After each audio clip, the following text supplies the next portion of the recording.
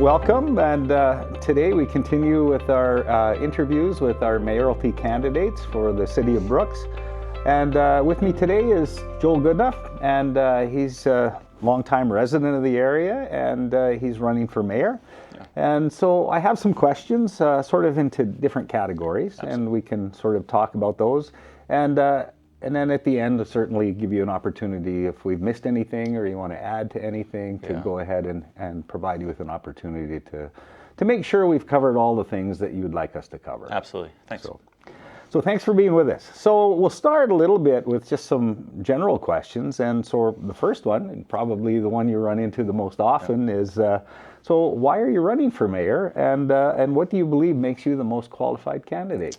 Well, 7 years ago, I was elected in a by-election and where I ran for the first time to get on a seat on council. So I've got 7 years of experience. And when I say experience, I mean I've got experience in going through COVID. I've got an experience when a downturn in the economy.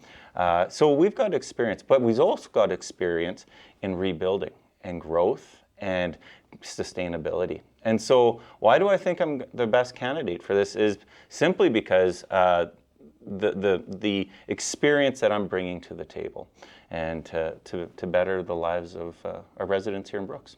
Great, thank you. So what for you do you think are the top, say, 3 issues that are facing the community, and how will you address each of them? Yeah, so the way I look at it is we've got, across the board, I go to any municipality, I think these are the top 3, but specifically for Brooks, I look at safety, I look at a strong economy, and I look at sustainability in our municipal funding and strongness in our sustainability in our infrastructure costs. So let's look at safety for a minute. We recognize that in the recent times in Brooks, we've seen some very severe incidences happening. People don't necessarily always feel safe on the streets. Some people don't feel safe going to the JBS Canada Centre or to the parks or even to the schools. So one of the things that I'm going to work hard on is trying to bring that sense of safety back. I'm going to be working on, and I'm going to propose in our first budget meeting that starts in November, an increase in our bylaw officers. I'm going to propose that we hire 3 more. And you say, well, why 3? Why is that the number? Well, I believe first off, now we can work it into shifts. So we're currently, it's an 8 to 4 shift, 8 to 5, and they'll put in overtime and do extra hours. And we've got a great team there. But what I want to see is now go to 2 shifts where we've got a morning and an evening shift. And I think that through that process, this is going to help us to have a presence to deal with bylaw, to deal with traffic, to deal with the circumstances that are always going around.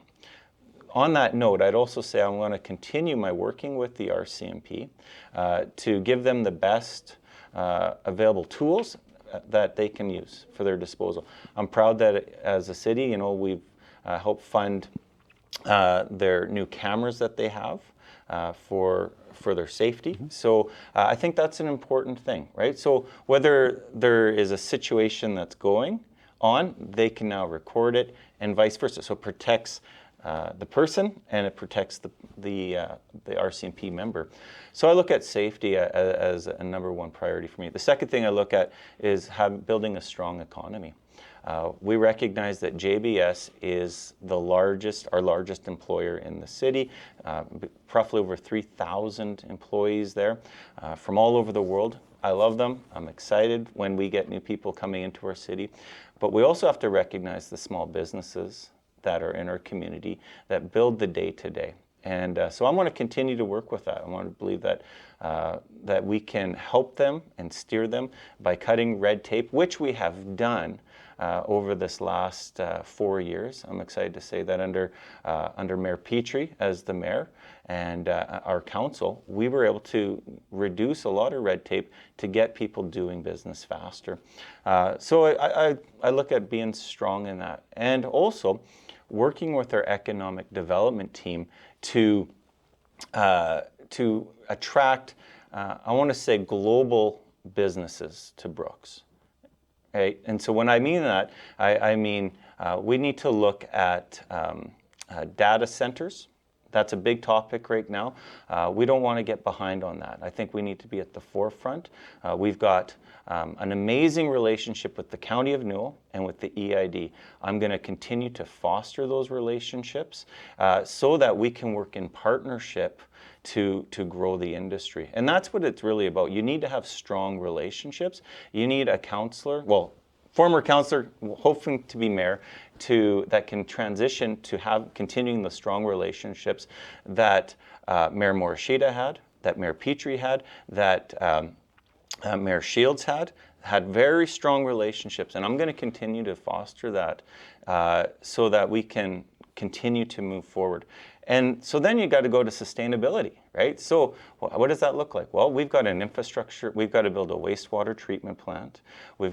We now have the fiber, BrooksNet. It's getting underway. You know, we've had a season where it doesn't seem like it's moving, but now we're picking up speed. And what some people would say, well, they want to sell it. I've heard my opponents say, well, I'm prepared to sell it off. We need to disband it. It's a wasteful spending. That's just simply not true. This was good stewardship, I believe, from our previous CAO, from that council, to move forward to build a future. And so I think our future looks very good in the direction that we're heading, and I'm going to continue to push that. So those are really my three areas. Good, thank you. Big answer, yeah. sorry. No, that's great. So thank you, Joel. So when we talk sort of about priorities and what you think are the important issues, how would you work with City Council and the residents to try and have that all come together? Yeah, you know, part of our City Council and the mayorship is to have that relationship with residents. And so we have an open door policy. We have where all of our council meetings are held to the open to the public. We have committee meetings every other week, open to the public. And so we have to foster that relationship, but it's also being a part of the community. We have a lot of our councillors that serve on local committees, whether it's Communities in Bloom or Parks and Rec or just different ones that we've got. So that's part of being a part of the community.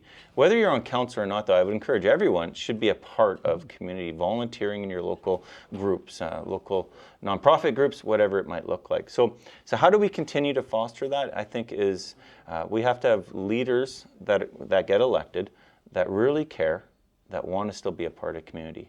So great, thank you. One of the hard things about being a mayor and working with a council that certainly diverse in opinion and that sort of thing. How do you build consensus? What's sort of your experience in terms of how you've done it before, and how would you bring that experience to council to build consensus? Well, I think with consensus, we're not always going to agree on things. But when you got a plan and a purpose, so we worked on our 10-year master plan. We've laid out what we feel the next 10 years could look like for the City of Brooks. Administration has brought their ideas. Previous councils have brought their ideas. And I think it's looking at that and saying, okay, what's realistic, what's not? What can we do within our budgets? And moving forward with that. So, to build consensus is you have to have dialogue. You have to have communication. But you have to have patience. And just because maybe you don't get your way at that meeting doesn't mean we can have a hissy fit and get all mad. You have to walk through it. And one of the things that I love about democracy is it's a vote. I'm only one vote. The council's one vote. And so we get the right to vote and to make decisions. And we live with that. And what I find too is, not everything went my way on council. But you still have to work with people. You have to put your differences aside to say, okay, I maybe didn't agree with this project or this thing, but now I'm going to champion it because that's what a team does. So I think that's what you got to do. You have to come with a positive attitude and saying we're doing this for the residents of Brooks, and we're going to move forward. Yeah. Thank you. So let's talk a little bit more specifically about economic development and housing, a couple of other issues that certainly are important to the community. And of course, the mayor plays a significant role in fostering a healthy local economy and addressing housing needs. Yeah. So if you become mayor, what would be your strategy for attracting and retaining business and jobs in our city? So I'm going to go off my record, my track record. In the last 4 years, we've seen a significant increase in issuing permits for housing. We recognized that we had to even change our bylaw we had a low density to high density, and now we brought in a medium density, which allows for duplexes, which in the economy that we live in, and a lot of people don't understand, is that it's more expensive to build a single dwelling home. Listen, we're all living on budgets. We all have restrictions, but it's easier for first-time home buyers or second or third, you can buy a good duplex that feels right, works right, for you to live within your means. And so I'm excited about the development. I think about the Wellings of Brooks development. I think about the ones that are happening on the southeast sector. So we continue to foster that, and by introducing your first year zero taxes, first year 100% is covered, then 75, 50, and 25. And what we've seen is around Alberta, builders are interested in coming because of the initiative. And I'd say a part of that has been our administration has been so strong in issuing those permits quickly in a timely manner to get housing built. So that's an important thing on the housing issue. I think with job creation is the same thing. And maybe we have to look a little different on giving some of our small first-time business owners a deal, a break. What does that look like? What's the opportunities that are out there? Whether it's working with Community Futures or figuring out how do we get them walk them through the process. I'm not saying we're going to loan them money, but walk them through the process to how it works to get your business going. I owned my own business for many years, so I understand the struggles and the balance of all of that, and so I recognize those things. So good. So of course, one of the issues that really we've heard a lot about all across Canada, and really are even broader than that, is the whole issue of affordable housing. Yeah. So as mayor, how would you sort of address the whole affordable housing issue? Yeah, it's an interesting conversation, affordable housing, because what's affordable nowadays? I think what we have is not an affordability issue. We have an issue of living within our means. And I know that's kind of the dad in me saying when I talk to my kids, guys, you maybe can't afford that brand new car. So you have to get maybe an older car, a used car. I'm not trying to speak and tell people how to live their lives, but we have to live within our means. And so we have to bring housing prices into reality. We know that construction costs are going through the roof. I think I heard it was yesterday, it's almost $400 to $500 a square foot now. So if you're building a 1,000 square foot home, which is 3 bedrooms, potentially that could be almost $400,000 for a new home. So it's a serious issue. So I think when we look at dealing with the crisis, we have to work with our builders. We got to figure out, okay, how can we maybe it's building more duplexes in the season, but I think it's just helping people along the way. And So. Okay. All right. Good. Do you see as you look down the road for the future of Brooks, population growth, and I mean, of course, that broadens the tax base and it brings more business and all kinds of things. What do you see in terms of how you would manage or hope to attract additional population to Brooks? Yeah, so I think we are growing. I think if I look at Calgary, Strathmore, Chestermere, our housing is a lot lower. Some would argue our taxes aren't low enough, and I feel that pinch too. Like I think we forget to realize that, councillors and mayors pay taxes too. So I don't want to see my taxes go up just like anyone else. But we also realize we have infrastructure costs. There are things that goes towards. So I guess your question, if I'm hearing you right, is how do we manage the population? What does that look like? Well, we keep building. We keep growing. We've approved a Southeast Sector Plan. Lots are selling. We're not in a place anymore when in previous councils, for example, where we were doing 3 to 4 builds a year. We have increased that, and it's continuing to increase. So that means that I think our affordability will come down. Because there's going to be more houses available. And as you know, when there's a strain on the market, people can dictate what they want for rent. And I think that's going to drop significantly once we start seeing that there's more options for housing. A little more supply. A little bit more supply and demand, exactly. Yeah, good. So, okay, good. So you talked earlier about one of your priorities was public safety. Yeah. So we'll talk a little bit about that. So certainly it's a critical component of managing the city is public safety. So what's your approach to public safety and policing, and how will you ensure transparency and accountability? Yeah, well, one of the things that I support the RCMP, full stop. I think they're a valuable part, and part of what the role of the mayor is to have a good relationship with the staff sergeant. Now, as my role as a councillor, I wasn't in those meetings when the mayor typically meets with the staff sergeant and with the CAO to work through those priorities, but I do have a great relationship with the past 3 staff sergeants and this one too, now our new one. So I think it's having that relationship to understand here's the priorities and the needs. And when we look at whether it's having our school resource officer back in, that's a high priority to me. I think to have our members being engaged with our young people, with our new population, with the new Canadians, to build that sense of safety, that when there's trouble, you can call on them and they're going to respond and not interrogate.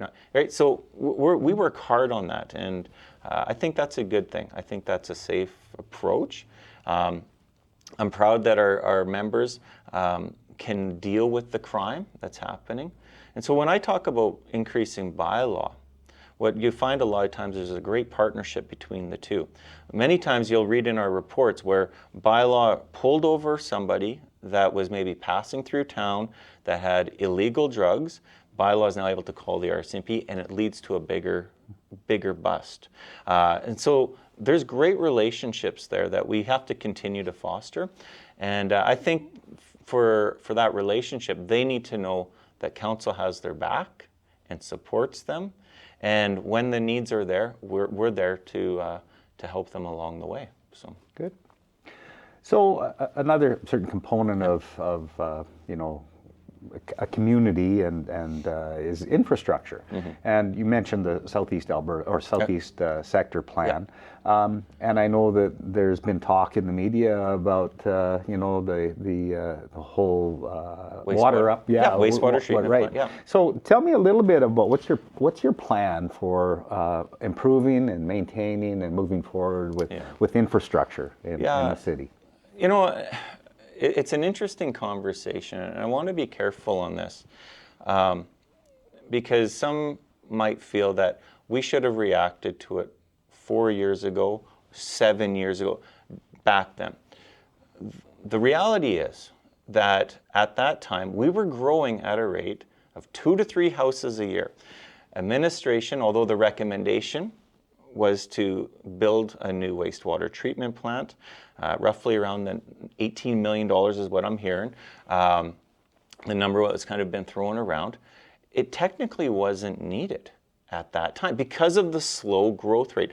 Our water ponds, the wastewater ponds that are outside of town, they were adequate. And the rules got changed by Alberta Health and Safety, I believe it is Environment, saying that these are kind of outdated now, you need to upgrade. But technically, we still were compliant. We were meeting what we needed at the time. Who knew that we were going to have a boom kind of, really? We weren't expecting it. I don't know. And some say, well, it's not a real boom. Well, when you start having all of a sudden 300 plus permits in the last 2 to 3 years, I'm going to call that a little bit of a boom. And we're continuing that growth. People want to be in Brooks. And so when I look at the wastewater treatment plant, yeah, it might have cost $18 million back then. And I'll remind people very clearly that that would have been $18 million out of Brooks taxpayers' money. There was no provincial funding. There was no partnership funding with the county. And so when I hear that word, well, we should have built it back then when it was 18. Yeah, we would have been on the hook for $18 million. But because I believe the smart leadership that we've had under Mayor Petrie, that by waiting and partnering with the province of Alberta, with the government of Alberta, by giving us, I think it was $8.6 million towards the infrastructure project. Now we've got the counties coming online because they use that too, wastewater treatment. Now we're all of a sudden, we're down, I believe, that we're going to be down to around the $10 million that the city has to pay. And we've got the money. We're going to deventure this over time. But I'd rather spend $10 million than $18 million. So that's when I come to the table. When if I'm chosen to be mayor, it's partnership that I'm going to work with to make sure that we get the right deal for Brooks. So when we get the wastewater treatment plant, it's going to, I believe it's going to, I think we're looking at a 25,000 to 30,000 population. That's good for the next, probably 20 years. I think, we kind of throw around this, the Canadian census says we're about 14,900. We think we're probably around that 1,650 to 17,000 people now, once the new census comes out. And if you want to talk about this, that's going to change our taxing bill on RCMP on that note too. But we can talk about that in a minute. Sure. So the thing is that we have to remember that we're staging for growth and we're setting it up. So I want to bring partners in and relieve the tax burden that would have put on the citizens. So before it leaves our mind, you want to talk a little bit about how that increase in population affects the policing cost, right? Right. So one of the things that we forget is the RCMP, which is a federally run program. We've got our KDIV, which is the head office, which is for our department, is in Edmonton. We pay a certain portion right now. I think it's 65% of the police. We have some different grants that for police for funding for their jobs. But once we hit that magic number of 15,000, we will now be moved to 95%. So part of that, what we have done, and what I'm grateful for is great leadership. And I'll go back to our administration to putting money away now. So when we hit that burden, or that 17 or 15,000 threshold, we've got the money there so that we can continue. It's not going to be a major tax burden because we do pay the taxes. Everyone resident says, they use that cliche, well, we pay your bill or we pay your salary. There's truth in that. The city does pay for the RCMP, but that's through tax funding. So you saw our taxes go up a little bit this year because we recognize of the cost that's coming down the road. And that's smart leadership and that's smart administration planning. Right. So. Good. So we've talked a little bit about population growth and building and attracting business. But then on the flip side to that is also sort of the quality of life issues, right? And so how do you balance, or how would you as mayor seek to sort of balance those kinds of growth-oriented and infrastructure issues with things like parks and the other kinds of things that support quality of life in Brooks? Well, part of our 10-year plan is building parks and trails throughout the city. I don't know about you, but I love riding my bike around. Sometimes I feel safe on the street and sometimes I don't, but I know for me, if I had a pathway, I'm taking the pathway. So I think it's continuing that infrastructure growth in that regard of parks. I look at our aging infrastructure with the JBS Canada Centre.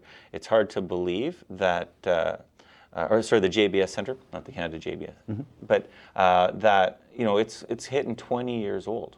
Now it's hard to believe because, which I'll just put this little plug in, under Mayor Petrie and our council, we no longer owe anything on that. So it's debt free now. So that's a great surplus, and we've done that in record time by putting money on the debt. So so we look at things like that. We're just investing in many of the projects there, sometimes it needs a new pump for the wave pool, it needs new lockers. So there's some upgrades that are going to come at a cost, and we have to figure out the best way to solve that for our gem of a center. So it's a gathering point in the city. We have a library there. So all those things are important. I think with parks, we put, I believe it's $30,000 every year goes into upgrading parks, existing parks, and that'll continue. It's budgeted in there. And then for new parks, we look for grants. Majority of the times, federal grants to put in new parks that are so valuable. We've got, example is the Uplands Water Park. We spent some money on that for that community, for that side of town that maybe can't walk all the way to the Duke. So I'll say this, one of the things that, because we're at Global Village, in a sense, I just want to, one of the things that I love about our parks and our new Canadians that I feel as an old Canadian that we've lost is the sense of community.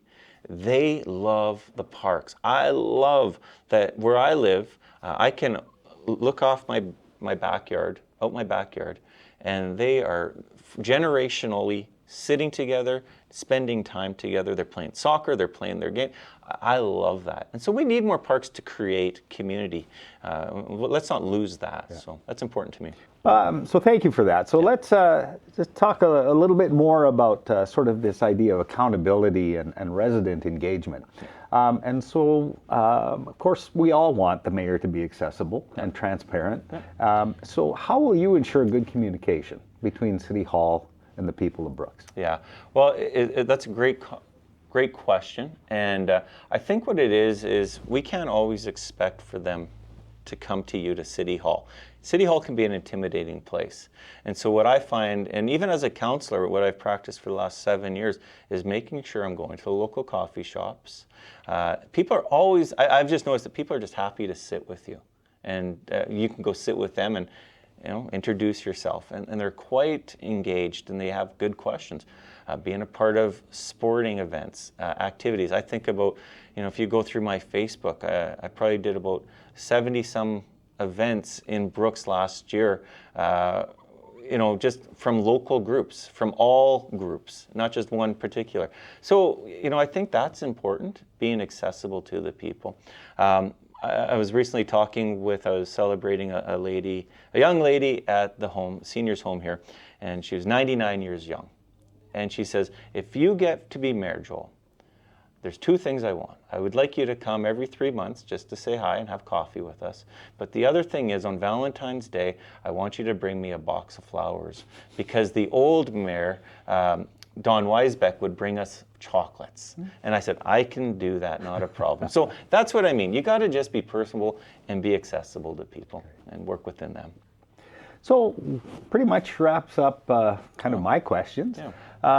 But at this point, in case we missed anything or anything you'd like to add to, Joel, that you want to just sort of make sure that you get out there? Well, I think, thanks for the opportunity to share and to speak. And I think I've covered a lot of what I want to say. But I think what's important is on Election Day, the tagline that I've kind of made, and we've made a little fun with this, is that no one else is good enough for Brooks, for mayor. I believe that I've got what it takes. I believe I've got the accessibility, the knowledge, the how-to, and I'm going to learn a lot too. I'm not going to take it for granted to listen to the people, but I'm going to build on my platform of safety, of being strong in our economy, and the sustainability of our tax dollars, and making sure it goes the farthest it can. Great. Well, thanks for being with us. Well, thank you very much. Appreciate your it. time. Yeah. All right.